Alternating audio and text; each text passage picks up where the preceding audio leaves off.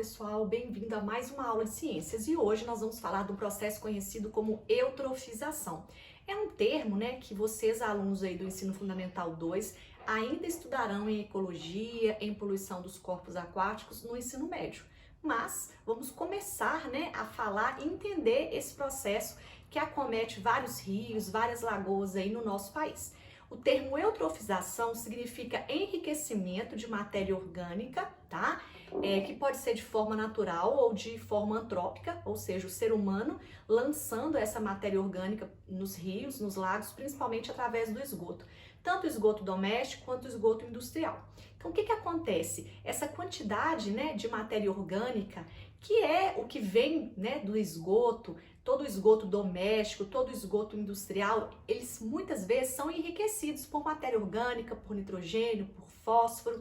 E essa matéria orgânica, ao cair em muitos rios, em muitos lagos, é fonte de alimento para muitas espécies de algas e de cianobactérias. Então, quando essa matéria orgânica chega naquele corpo aquático, esses seres vivos, eles começam a se reproduzir de forma acelerada, Então, eles se alimentam daquilo ali. Então, quanto mais matéria orgânica está presente ali, mais esses seres vão se reproduzir.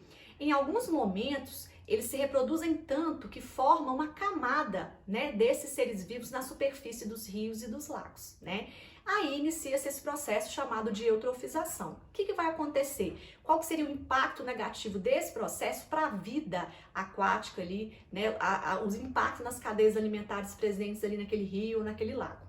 Então, essa camada desses seres vivos, que se desenvolvem aí de forma acelerada, devido à presença desse material orgânico ali, desse aporte de material orgânico no rio ou no lago, o que vai acontecer? Vai dificultar, a entrada de luz solar dentro do rio ou da lagoa, por exemplo. E aí, o que vai acontecer?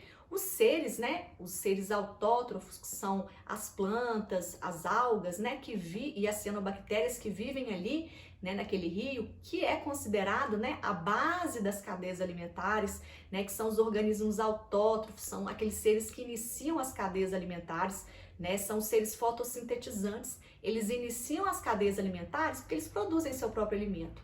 E aí vai diminuir, a quantidade de luz solar que vai entrar dentro desse rio, dentro desse corpo aquático, devido ao excesso dessas algas ou também cianobactérias sobre a superfície desse rio. Diminuindo a entrada da luz solar, vai diminuir drasticamente o potencial fotossintético desses seres que vivem ali. Então, vai diminuir a quantidade de oxigênio presente na água.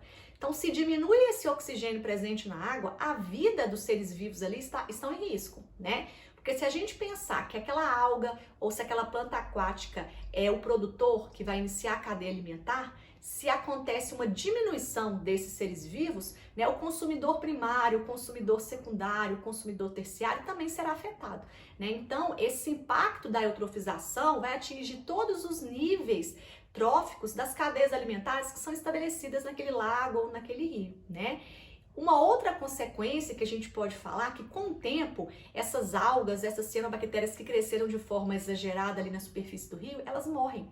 E ao morrer, é matéria orgânica, Então elas vão entrar em processo de decomposição. E quem são os seres vivos que vão realizar esse processo de decomposição? Os fungos e as bactérias, que por sua vez, para fazer a decomposição, eles precisam de utilizar o oxigênio. Eles são seres aeróbios, são seres que precisam de oxigênio. E aí, aquela quantidade mínima de oxigênio que estava presente ali naquele corpo aquático vai diminuir ainda mais, porque o processo de decomposição desses seres, ao morrerem, precisa do oxigênio para acontecer, Então, aí seria mais um prejuízo, para essa lagoa, para esse rio. E lembrando que essa matéria orgânica, ela pode chegar na lagoa, no rio, principalmente através do lançamento de esgoto, mas às vezes a prática da agricultura, os compostos químicos que são lançados lá nas lavouras, matéria orgânica, nitrogênio, fósforo, às vezes até para enriquecer o solo, Quando chove, esse material ele pode ser levado para o rio mais próximo. Então, isso frequentemente, esse processo acontecendo de forma contínua, pode exceder a quantidade de matéria orgânica ali que permite uma vida em equilíbrio naquele corpo aquático, Então, muitas vezes, a agricultura tem uma participação também nesse processo de eutrofização. Espero, né, que vocês tenham entendido o significado desse termo, eutrofização. Um beijo para vocês, fiquem com Deus e até a próxima aula de ciências. Tchau!